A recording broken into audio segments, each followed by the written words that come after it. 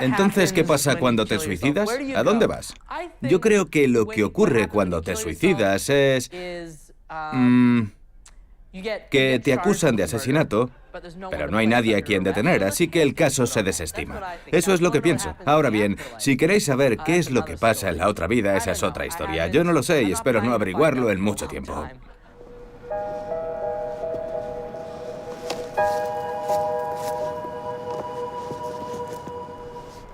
Las pocas veces que vine a este lugar me acompañaba un auxiliar de enfermería. Venía aquí simplemente para encontrar una especie de oasis, una forma de libertad que no tenía cuando estaba internada.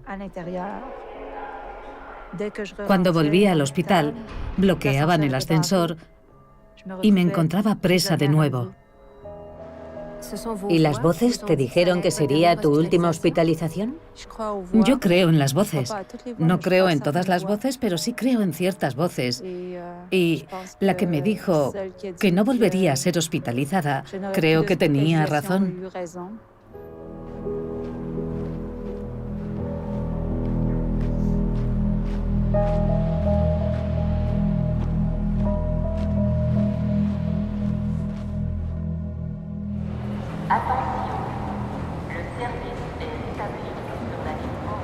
Cuando conocí a Miriam Anouk, estaba adaptándose a su nueva vida después de 10 años en el sistema de salud mental.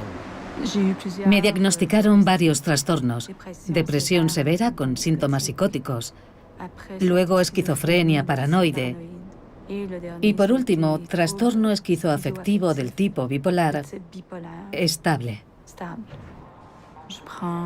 Tomo 2 antipsicóticos y un estabilizador del estado de ánimo.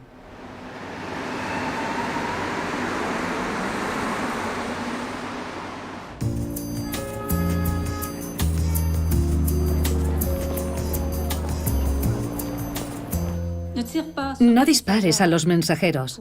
Tú, que temes los murmullos retinianos.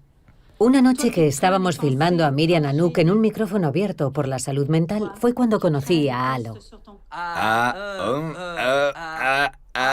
Nada de ni peros. Algunos peros, pero nada de Hola, me llamo Alo. Aló. Aló. Hola. Y al revés es hola. Así que en mi nombre hay muchos solas. Estoy un poco nervioso y creo que se nota.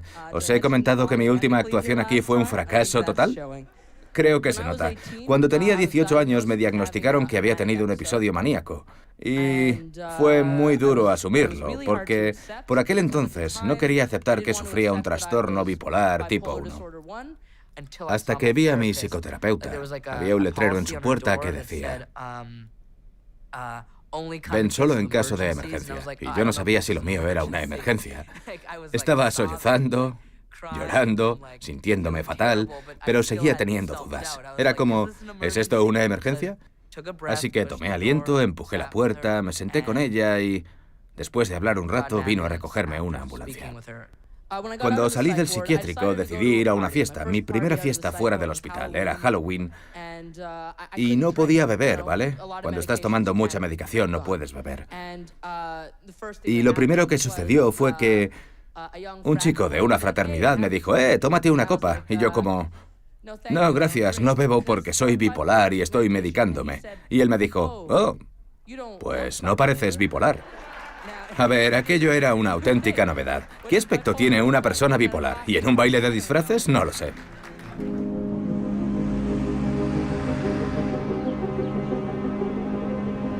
Un galardonado periodista estadounidense juega un papel importante en esta historia. Robert Whittaker ha desafiado a la psiquiatría convencional. Ha señalado fallos en las investigaciones que sustentan las prácticas actuales. Whittaker ha ayudado a marcar un nuevo rumbo en nuestra comprensión de las enfermedades mentales. La capacidad de los seres humanos para luchar con su mente y sus emociones y de hecho de volverse loco forma parte del ser humano. Quiero decir, usted y yo podemos volvernos locos si no hablamos durante 4 días. Todos podemos empezar a volvernos psicóticos. Si empezamos con esa humildad, aunque no sepamos qué es lo que falla, sí sabemos que los humanos tienen la capacidad de sufrir de formas extraordinarias. Pero también sabemos, la historia y la ciencia nos lo dice, que mucha gente puede tener un episodio de locura y luego recuperar su vida si se construye un entorno diferente a su alrededor. Para mí la familia era importante y mi familia es mi madre. No conocí muy bien a mi padre. Le vi solo 2 veces cuando tenía 7 años y luego desapareció de nuestras vidas. De niña nunca eché de menos tener un padre. Tenía un progenitor que era mi madre. Mi madre era Janou Saint-Denis, poeta y escritora. Organizó más de 900 encuentros de poesía aquí en Quebec. Era una persona exigente consigo misma y con los demás. Y eso a veces podía crear roces, tensiones con las personas de su entorno. Cuando mi madre falleció, me afectó enormemente. Me deprimí mucho y tuve que pasar el duelo. Me había quedado sin familia, no tenía a nadie. Cuando ella murió me quedé sin familia. Empecé a oír voces. Al principio intentaba racionalizarlo. ¿Qué eran aquellas voces? Era algo imposible. Pensé que había un altavoz en un rincón del salón. Oí hasta 5 y 6 voces diferentes al mismo tiempo. Era muy intrusivo. Era como si alguien te llamara.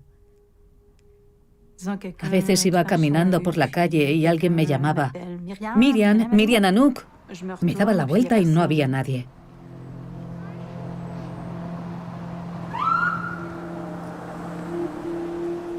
Fueron 9 meses y medio de sensaciones extremas. Caminaba de 4 a 8 horas diarias y entonces fui al hospital. Cuando pronunciaron por primera vez la palabra psicosis, simplemente oír la palabra me dio miedo, mucho miedo. Miriam Anouk siempre creyó que la psicoterapia la ayudaría. El problema era que no se lo podía permitir económicamente. Pero eso cambió el día que conoció al doctor Bourdelot. Daniel Bourdelot está especializado en psicosis y sus servicios los cubre el sistema de salud. Me llamo Daniel Bourdelot y soy médico psicoterapeuta. También estoy formado como analista junguiano y he tenido la oportunidad de tratar a muchas personas que sufren psicosis o enfermedades mentales graves. Mi idea es que debemos centrarnos más en la psicología. Pero el primer tratamiento debe ser biológico, porque cuando una persona se encuentra en un estado de pánico total, aterrorizada, lo primero que hay que hacer es calmarla. Y para ello utilizaremos medicamentos. Si no hacemos eso, no tendremos acceso psicológico a esa persona. Partimos de la idea, de la hipótesis de base de que esta persona, el yo con el que se identifica, ha sido incapaz de tolerar una situación psicológica insoportable y ha tenido que ir en busca de ayuda en un estado que llamamos psicosis. No lo soporto, necesito escapar y escapo. Pero no es una decisión que tome uno mismo. Es algo que sucede.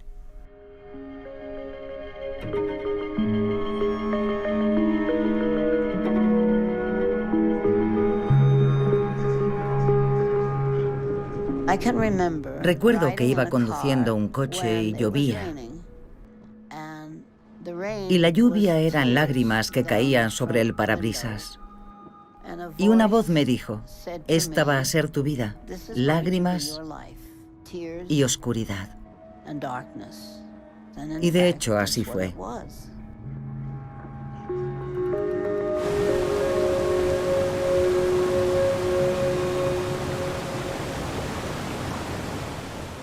Hace 6 décadas, Joan Greenberg escribió la innovadora novela Nunca te prometí un jardín de rosas, basada en sus experiencias como paciente en un frenopático en los años 40. Su relato nos llevó al interior de su mundo imaginario, el mundo al que escapaba cuando la vida real se volvía insoportable. En 1953 dije que abandonaría el mundo psiquiátrico para siempre. No sé cómo me arrastré durante 16 años. Y digo 16 porque el que me dijeran, me pusieran en un sitio donde la gente sabía lo que yo tenía y me iba a ayudar a solucionarlo, fue el principio del final de mi enfermedad. Mientras escribía Anatomía de una epidemia, cuando conocía a personas que se habían recuperado y ya no se medicaban, casi todas me contaron que habían encontrado a una persona que había creído en ellas y las había ayudado a superar la crisis. Nadie se había curado de repente. Siempre había una relación que les había posibilitado una nueva forma de avanzar, y eso fue lo que Frida Fromm-Reichmann le proporcionó a Joan Greenberg. La joven Joan Greenberg, de 16 años, fue tratada en Chestnut Lodge por una de las grandes psicoterapeutas de la época, la doctora Frida Fromm-Reichmann. Me llevaron con ella, puede que una semana después de ingresar en el hospital. Aquella fue una conjunción afortunada. Ella tenía un hueco y allí estaba yo. Nunca me ha pasado, dijo. Nunca he estado enferma mentalmente. No sé cómo es. Dime cómo es. Ella entendió mi metáfora. Piense en sangre saliendo de un grifo. Abre el grifo y por él salen sangre y vísceras. Ahora me dirá, estamos en una ciudad con una red hidráulica, cariño. Eso no es posible. Ya lo sé, soy consciente de ello. Pero se trata de una metáfora sobre la singularidad de mi situación. Estoy sola en esto. Soy la única persona que ve esto. Esa es mi verdad. Todos los veranos iba a un campamento, y vaya si me hicieron saber los niños lo diferente que era yo. Había una nube donde yo estaba. Y los niños se dan cuenta si alguien no encaja. Saben detectar quién está enfermo. El momento que cambió mi vida aconteció cuando tenía unos 10 años. Estamos aquí y te vamos a salvar de todo esto. ¿Dónde estaba cuando las escuchó por primera vez? Estaba en el campamento. Y esta es la clave, creo. Cuando algo empieza siendo un fuerte, se acaba convirtiendo en una cárcel. El fuerte en el que entré cuando tenía 10 años, cuando tenía 13, era una cárcel. Es un paisaje. Hay llanuras, hay árboles, hay lugares donde estar por los que puedes caminar. Puedes encontrarte con deidades, puedes encontrarte con diferentes personajes, montar a caballo y escapar.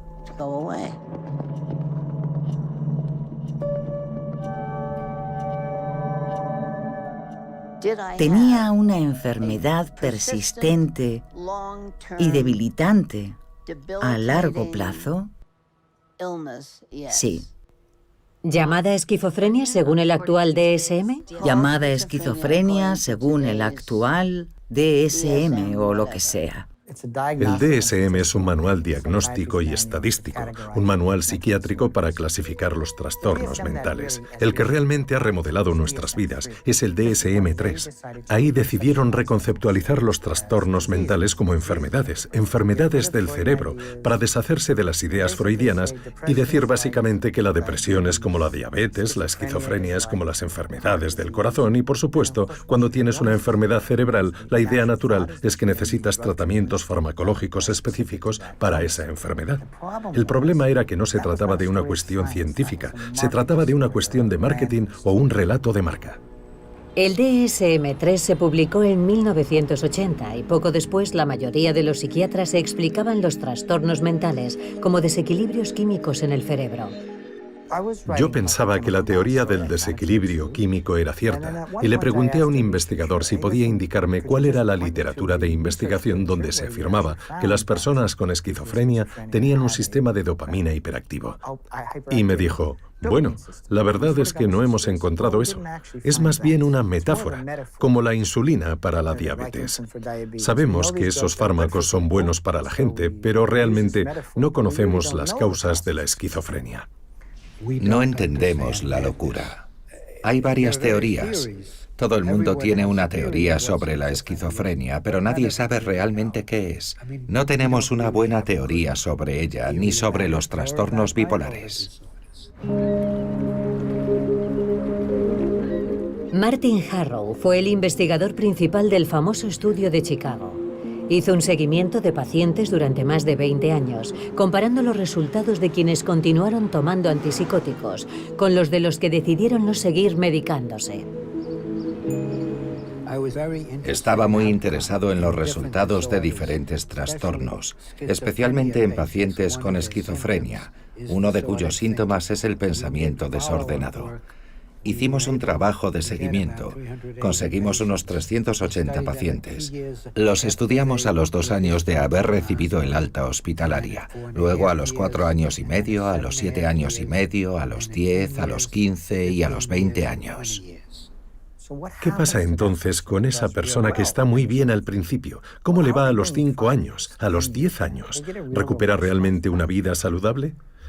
Y la evidencia es bastante clara, estudio tras estudio, de que a largo plazo los fármacos pasan factura. Nuestros datos indican que en los primeros 2 o 3 años, tanto quienes toman antipsicóticos como quienes no los toman, tienen más o menos el mismo grado de psicosis. Pero al cabo de varios años, al menos según nuestros datos, en aquellos que no tomaban antipsicóticos, sus ideas psicóticas, no en todos los casos, pero sí en la mayoría, empezaban a disminuir. Y en aquellos que seguían tomando antipsicóticos, no disminuían. Muchos psiquiatras creen que evitan que la gente recaiga, pero nuestros datos no muestran eso.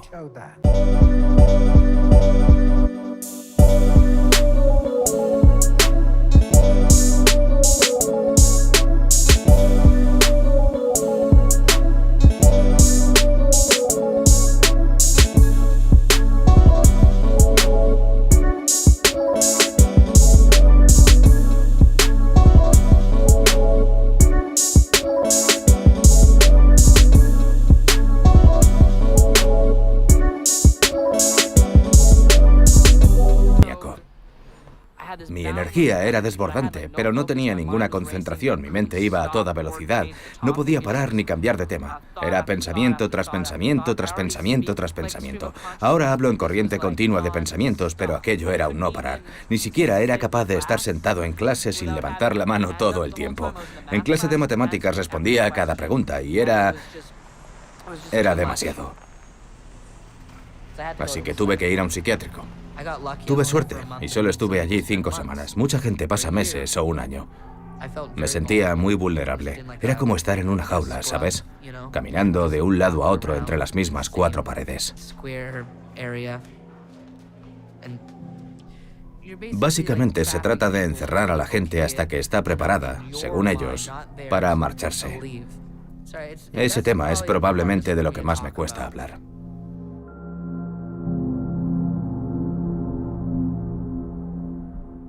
¿Qué cree que sucedería si hoy tuviera 16 años y los mismos síntomas?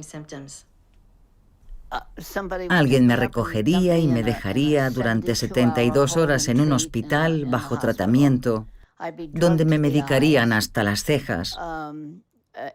Probablemente me diagnosticarían alucinaciones y lo dejamos ahí.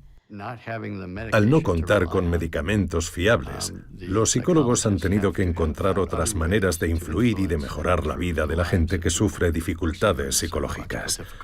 Esa es la premisa con la que trabajaron Frida von Reichmann y toda su generación.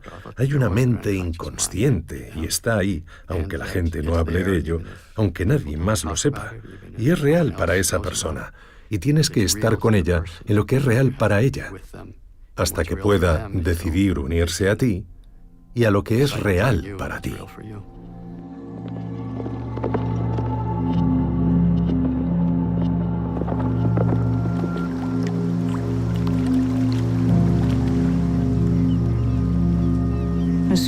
Recuerdo que llamé a una de mis mejores amigas y le dije que había alguien que quería hacerme daño. Y ella me dijo si quería que llamara a la policía. Yo le dije que no, que solo necesitaba ayuda. Y finalmente llamó a una ambulancia. Yo no sabía qué hacer y al mismo tiempo sabía que algo no iba bien. En aquel momento me encontraba en estado de crisis. Sí, yo siempre te había conocido como la chica que tenía todo bajo control. Además, había estado comprando compulsivamente en un periodo de euforia. Y acabé con una deuda de casi 30.000 euros. Tengo muchos edemas. Tengo edemas en las piernas, en los pies, incluso en los brazos. Es incómodo y podría ser problemático. Ahora tengo un médico que se ha ofrecido a tratarme y a variar mis recetas cuando sea necesario. Tengo mucha incertidumbre en cuanto a los medicamentos que tomo, porque tienen cierto nivel de toxicidad. Nadie me puede asegurar que no acortarán mi vida a 10 años, simplemente porque la dosis sea demasiado alta. Es un cambio importante en la vida de una persona cuando modifica su medicación. Estos medicamentos tienen muchos efectos secundarios, no son caramelos. Si he vivido en un estado de indiferencia durante 20 años y consigo salir de ese estado, tendré que adaptarme. A las personas que sufren psicosis les damos antipsicóticos y están sencillamente al alcance de todo el mundo. En contra de lo que muchos creen, los antipsicóticos no necesariamente acaban con la psicosis. Por ejemplo, tuvimos un paciente que tuvo una crisis paranoica y estaba convencido de que la mafia quería matarlo, así que huía a todas partes. Lo encontramos en el metro porque quería suicidarse para escapar de la mafia y lo llevamos al hospital. Le administramos medicamentos y al cabo de 2 o 3 semanas estaba mejor, ¿vale? Luego se fue a casa y cuando vino a vernos una semana después nos dijo: he estado en casa con miedo a la mafia, pero estoy bien. ¿Entonces la mafia ya no te persigue? No, sigue persiguiéndome, pero me da igual, ¿vale? Aquellos resultados se obtuvieron en 3 o 4 semanas y se puede considerar un éxito. Pero existe la posibilidad de que pierda su vida actual como consecuencia de ello, porque lo más probable es que se aísle socialmente. Se paga un precio altísimo con esos medicamentos en particular. Pueden causar enfermedades del corazón, diabetes, obesidad, deterioran el deseo sexual y la vida sexual de las personas. Se paga un precio muy alto. Pero algunos problemas mentales son realmente graves y se prolongan durante mucho tiempo, así que a veces son el menor de los dos males. Pero ninguna otra persona debería acercarse a ese tipo de medicamentos bajo ningún concepto.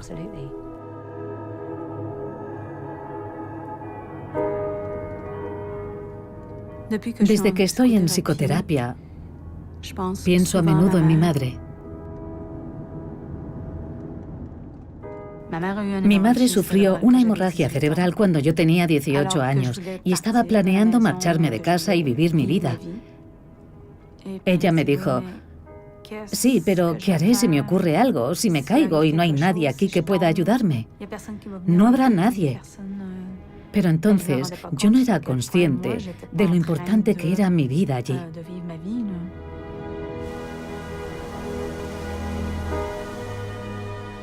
Esto es precioso.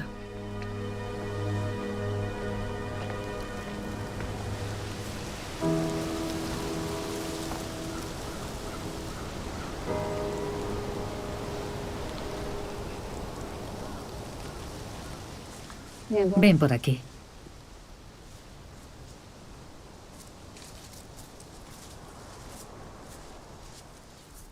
Es algo que siempre me sorprendió. Ella hablaba alto, se reía, se hacía notar, gesticulaba, y tú, sin embargo, eras muy reservada.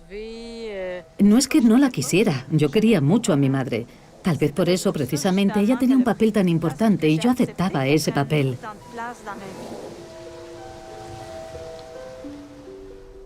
Un niño puede sufrir un colapso a los 5 o a los 6 años y sus padres no darse cuenta hasta que ya es un adolescente. Son silenciosos, les gusta estar solos, son introvertidos. La gente es así, mucha gente es así. Y terminan convirtiéndose en adultos introvertidos, no pacientes con dificultades serias. Ser padre es el trabajo más difícil del mundo, lo sé por experiencia, y cualquiera que haya sido padre lo sabe, pero es fácil pasar cosas por alto, aunque pongamos todo de nuestra parte. Quiero hablar de lo duro que es no sentirse a veces feliz de estar vivo. Así que me puedo volver maníaco y suicida. Y por eso me estoy medicando ahora. He visualizado un plan. Nunca lo he puesto en marcha, pero he estado muy cerca de hacerlo. Ha habido momentos en los que he querido estrangularme. Ha habido momentos en los que he querido saltar a las vías del metro. Pero entonces pienso en que tengo una familia que me quiere y en mis amigos.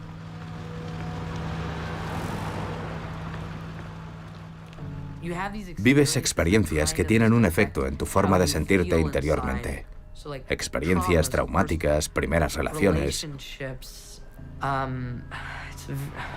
Vale, mi primera experiencia no fue consensuada. Arruinó mi forma de ver el sexo y estoy recibiendo apoyo por ello. Fui al Centro de Recursos sobre Violencia Sexual en Concordia y les conté mi historia. Y aquel fue un buen principio, pero no fue suficiente. ¿Me explico? Conseguí sacar de mí la historia y no... Es como cuando destapas un trauma, pero no eres capaz de lidiar con él. Ahora mismo estoy trabajando en perdonarme por ser tan duro conmigo mismo después de lo que me sucedió, porque me culpé a mí mismo por lo que aquella persona me hizo. Y por eso... es muy jodido.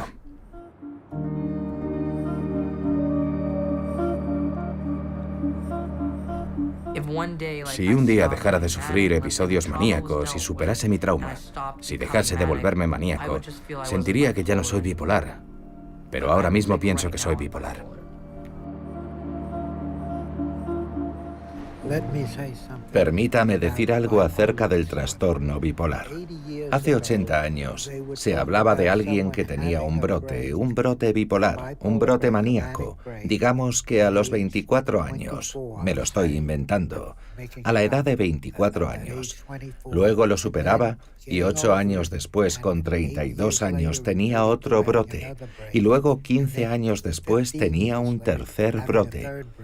Y probablemente no volvía a tener brotes de por vida. Así que lo que quiero decir es que hace años el trastorno bipolar se veía de otra manera. ¿Por qué el trastorno bipolar es mucho más frecuente ahora que antiguamente? Yo creo que está sobrediagnosticado. Creo que está sobrediagnosticado. Lo que creo que ha ocurrido es que el término se ha aplicado a muchas más situaciones fuera de ese grupo central de situaciones, y ahora parece ser más común. Pero no creo que la situación grave a la que nos referíamos como depresión maníaca, en la que la gente se vuelve muy desinhibida, muy excitada, no duerme durante semanas, corre de un lado a otro, se comporta de una manera muy extraña, muy poco característica y casi siempre termina en el hospital, a menudo recogida por la policía. Ese tipo de situación no se ha vuelto más común. Era infrecuente hace 100 años y sigue siendo infrecuente ahora. Sabemos que muchas compañías farmacéuticas se esforzaron en promover la idea de que el trastorno bipolar era una afección mucho más extendida. Hoy en día se diagnostica a los adolescentes trastorno bipolar con mucha frecuencia, al menos con mucha más frecuencia que antiguamente. Puede que se dé en algunos, pero probablemente se diagnostica en exceso. Hay chavales que experimentan cambios bruscos de humor, pero eso no es trastorno bipolar. He hablado con psiquiatras, pero no les he oído decir cosas inteligentes acerca de por qué los adolescentes son bipolares.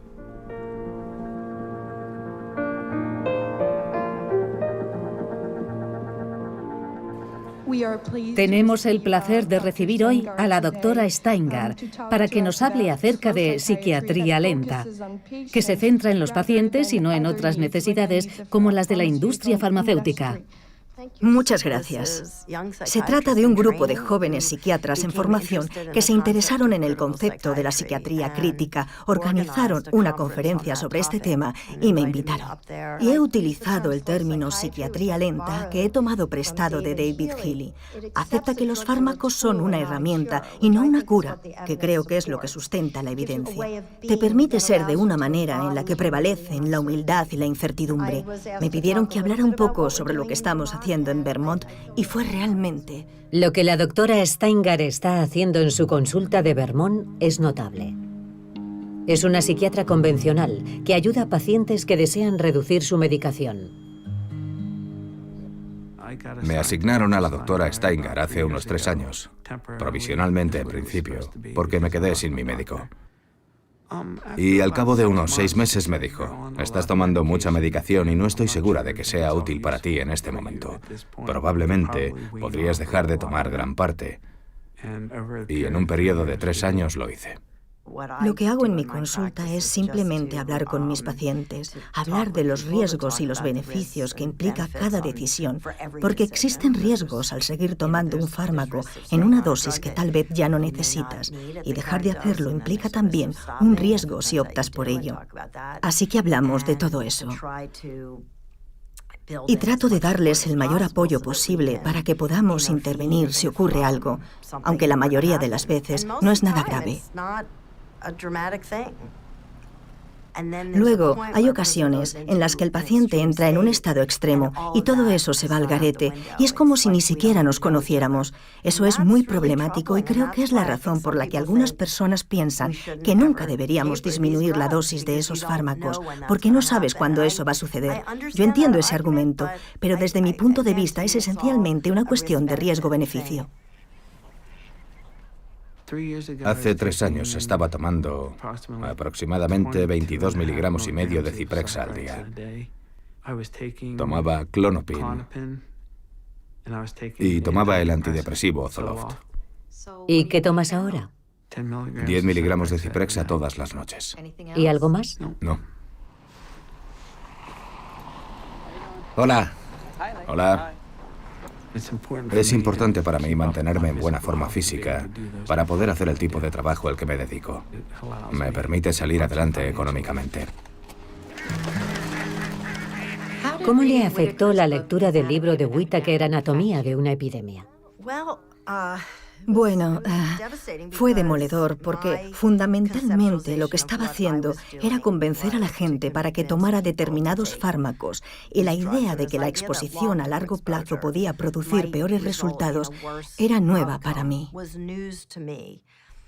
Por tanto, fue muy desalentador, ya que implicaba un cambio radical en mi forma de ver mi trabajo. Pero Whitaker no es académico y no es psiquiatra.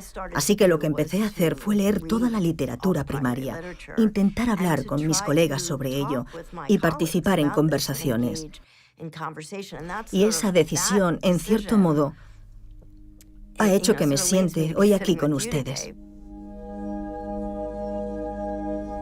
Cuando tomamos un antipsicótico, este bloquea los receptores de dopamina y bloquea un receptor en particular llamado receptor D2. Entonces, ¿cuál será la respuesta de nuestro cerebro? Intentará aumentar su actividad dopaminérgica para contrarrestar ese bloqueo, y los investigadores afirman que el cerebro intenta mantener un equilibrio homeostático. Esto se entiende perfectamente.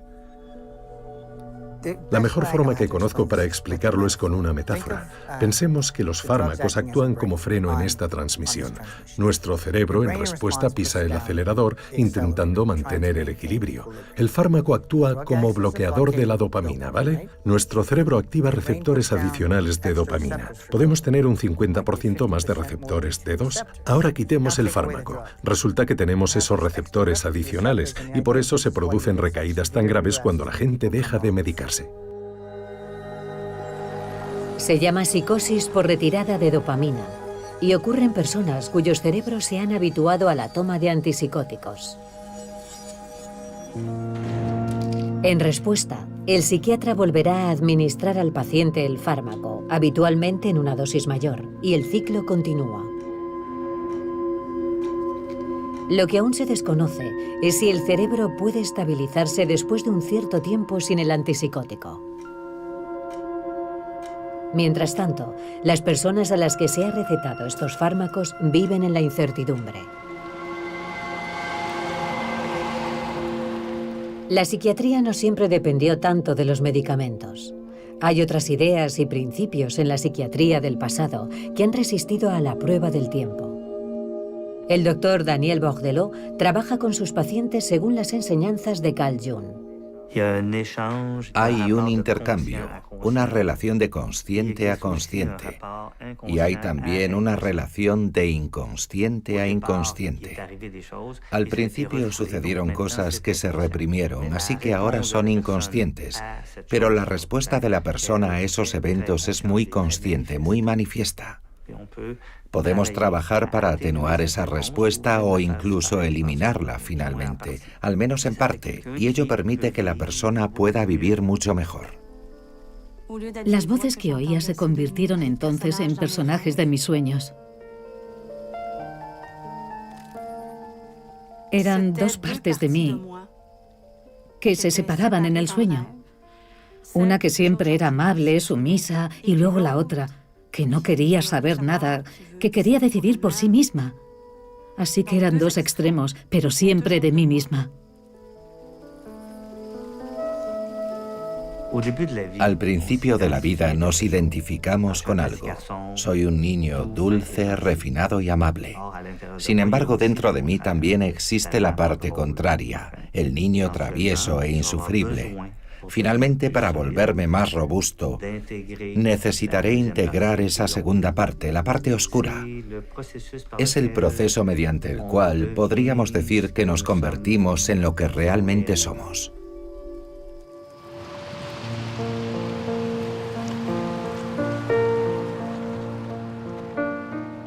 Para mi sorpresa, Miriam Anouk me cuenta que tiene un hermanastro que vive en Montreal.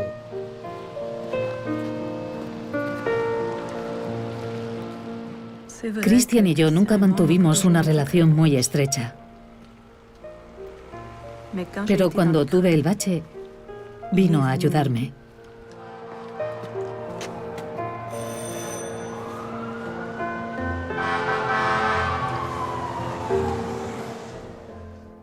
Estábamos hablando los tres, y entonces le dijiste a Janou: ya verás como cuando Miriam Anouk se marche de aquí, se dará cuenta de que es otra bola.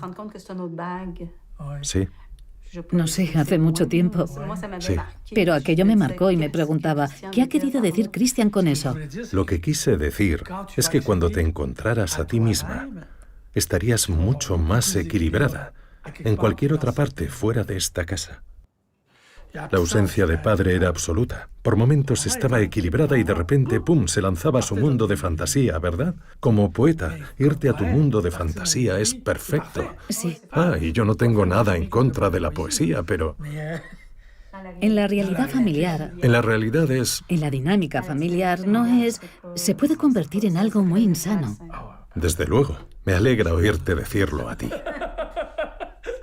Me alegra oírte decirlo a ti. Sí. Ya no estás en esa situación. Madre mía. He mejorado. Es obvio que has mejorado mucho. Eso que acabas de decir lo cambia todo. Hacía mucho tiempo que no nos veíamos y ya has mejorado enormemente. ¿Te acuerdas de cuando viniste al hospital? Creo que estuviste 3 veces, en el momento en el que peor me encontraba. Me preguntaba si lo superarías. Era todo tan penoso y oscuro. Era... Uf. No puedo. Me afecta demasiado.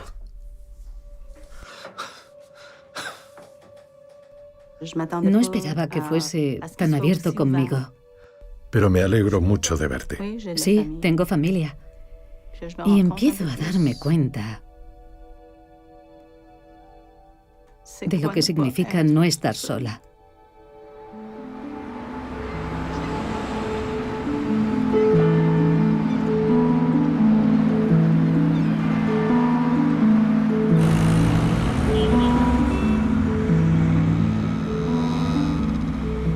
Los británicos están haciendo grandes progresos en la mejora de la atención de la salud mental, empezando por el mayor estudio jamás realizado sobre la reducción de fármacos. Es similar a lo que la doctora Steingart está haciendo en Vermont, pero a una escala mucho mayor. Estoy participando en un ensayo controlado aleatorio financiado por el Servicio Nacional de Salud británico para estudiar si podemos ayudar a la gente a reducir y potencialmente abandonar la medicación antipsicótica de forma gradual y con apoyo. Se llama estudio RADAR y esperamos ser capaces de generar datos que muestren cuáles son las tasas de recaída si se ayuda a la gente a dejar la medicación gradualmente y no de forma repentina como se ha hecho en la mayoría de los ensayos de este tipo. Hay mucha gente que se ha quedado enganchada a los antipsicóticos durante años, a quien le gustaría tener la oportunidad de intentar dejarlos. Creo que es muy importante que hagamos todo lo posible para minimizar las cantidades que se emplean de estos fármacos, que empecemos intentando ayudar a la gente a superar los episodios psicóticos sin ellos, si es posible. Eso requiere unidades con personal altamente capacitado, personas muy comprometidas y motivadas que se involucren no solo con el paciente, sino con toda su familia, para que ellos también se sientan apoyados.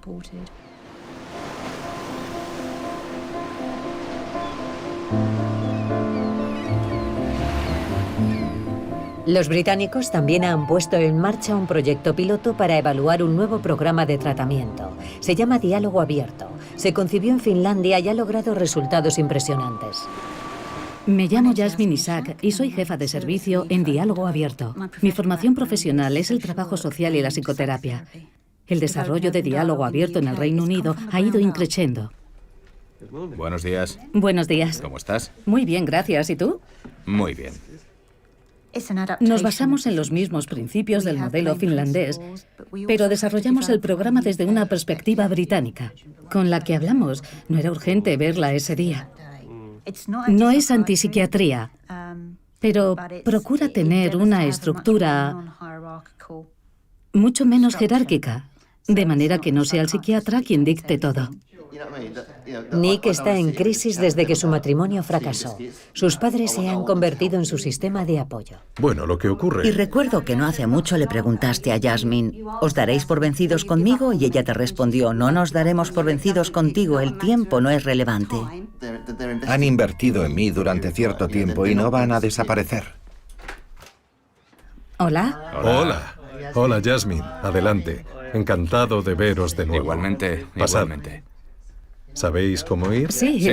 Recto, recto. Todo recto, sí. Lo que intentamos es ver a las personas durante la crisis y seguir viéndolas después.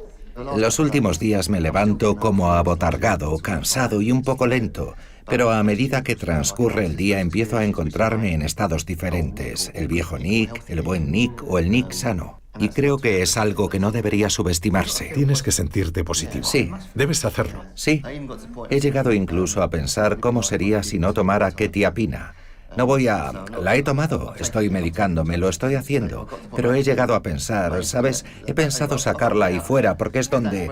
Porque en el fondo de mi mente ha estado rondando ese pensamiento. ¿Cómo sería? Es muy fácil enfadarnos el uno con el otro, especialmente cuando se encuentra en estado de euforia. Estaba destinado a sufrir una recaída. Ya. A lo mejor mi cuerpo necesitaba sufrir esa caída en ese momento, esa espiral, esa crisis nerviosa. Cuando alguien pierde el control, tienes que tomarlo tú. Si él pierde el control y es peligroso, tomas el control. Pero si lo haces y hay que ingresar a una persona en un hospital psiquiátrico, entonces tendremos de inmediato una reunión en el hospital. El alcance del proyecto piloto de Diálogo Abierto va más allá del condado de Kent. Hay equipos trabajando en diferentes partes de Inglaterra. Russell Rasaki habla desde una perspectiva nacional. Tenemos 644 pacientes en el ensayo. Normalmente los estudios de salud mental no son tan amplios. Hay países que están haciendo pequeños ensayos iguales y nos estamos conectando para formar un gran entramado y que nuestras bases de pruebas puedan sumarse entre sí. Están utilizando los mismos datos que nosotros y esperamos poder demostrar que este programa no solo ha tenido un gran impacto en pacientes del Reino Unido, sino que se puede replicar en Italia, en Alemania o en Países Bajos, que van a formar parte de este gran proyecto. Y esperamos que llegue un momento en que podamos decir, ¿por qué no íbamos a hacer esto? Abre nuevas posibilidades y ese es el objetivo. Hemos tenido una narrativa fallida y ha fracasado. La carga de enfermedades mentales ha aumentado enormemente. La gente está muriendo 25 años antes. Niños a los que se les diagnostica llegan a los 18 años y muchos de ellos están siendo preparados para llevar una vida de pacientes mentales. Imagine que consiguiéramos que volvieran a trabajar, a pagar impuestos. Se trata de invertir seriamente en estas personas. Vamos a invertir dinero en usted y vamos a hacer todo lo que esté en nuestras manos. Y vuelven a tener un trabajo de verdad en la vida real. ¿No tenemos la obligación como sociedad de intentar maximizar esa posibilidad para la gente estableciendo otro tipo de atención? Con la familia también, y participando todo el mundo. Dar apoyo a familias que están en la primera línea de cuidados, a menudo solas, es algo que tenemos pendiente desde hace mucho tiempo. Y los pacientes necesitan un lugar seguro a donde acudir durante una crisis, en lugar de sencillamente ingresar en un hospital. Lo que se necesita son entornos terapéuticos con personal especializado para ayudar a una persona a superar una crisis. Con gente inteligente que entienda de algo más que de medicación, que entienda de intervención psicosocial, que entienda de terapia de entorno, que comprenda la importancia de una actitud esperanzadora y solidaria, con independencia de cuáles sean los síntomas, lo superaremos. Es necesario formar psiquiatras con nuevos conceptos. Ya tienen formación en psiquiatría biológica, hay que formarlos en psicología y entonces será posible. Yo creo profundamente en su efectividad. Los resultados no son inmediatos, no es cuestión de 3 meses, sino de 3 o 4 años. Pero creo firmemente en su efectividad, si no, no estaría en esto.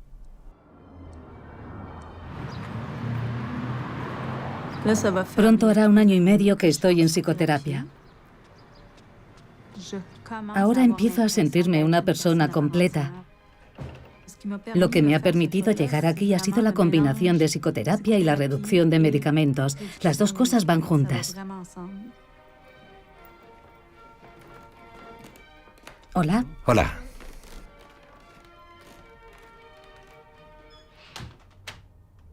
En primer lugar, la psicoterapia me ha permitido avanzar en mi relación conmigo misma. Porque antes reprimía voluntariamente emociones y sentimientos.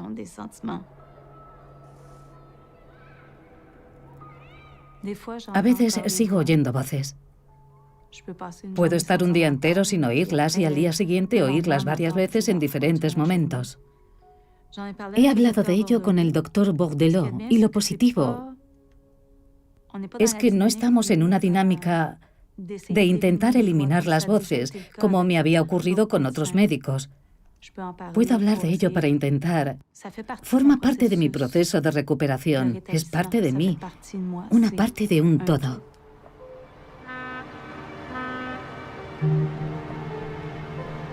Cuando empezamos a filmar este documental, Miriam Anouk estaba tomando 3 fármacos psiquiátricos. Ahora solo toma 1. Y ya no se identifica como una persona con esquizofrenia o trastorno bipolar.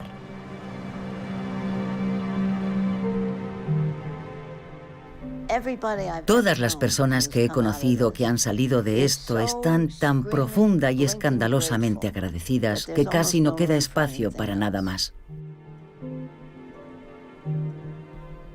Estamos increíblemente agradecidos. Tenemos vidas que nunca habríamos imaginado que podríamos tener. Joan Greenberg escribió 18 libros más después de Nunca te prometí un jardín de rosas. Lleva 63 años casada con Albert y han criado a 2 hijos.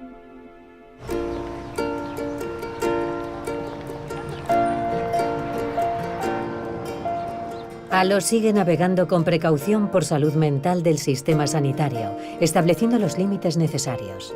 Ha entrado y salido de terapia de forma intermitente, debido a los costes, pero la buena noticia es que ha encontrado un psiquiatra que escucha en lugar de dictar.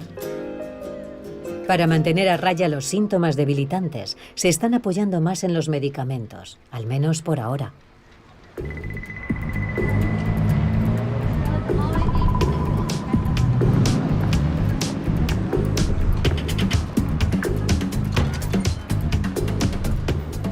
Lo conocéis y os encanta. Por favor, un aplauso para el maravilloso Halo Asimov. Os voy a contar una historia sobre la huida de un hospital. Es verano, empieza a afectarte la depresión estacional, vamos a hacerte una evaluación de salud mental. Esto sucedió en la consulta de la enfermera de Concordia. Y yo como, de acuerdo. Me dijo que acudiera a urgencias del Hospital General de Montreal y no me dio muchas opciones, pero sí me dio un vale para un taxi, así que lo cogí. Y estoy de nuevo en el psiquiátrico. Tuve que recordar el nombre de cada doctor que había conocido, de cada medicamento que me habían administrado, cuál era su función específica y por qué no funcionaban. Y aprobé, chicos, aprobé. Soy Halo, muchas gracias.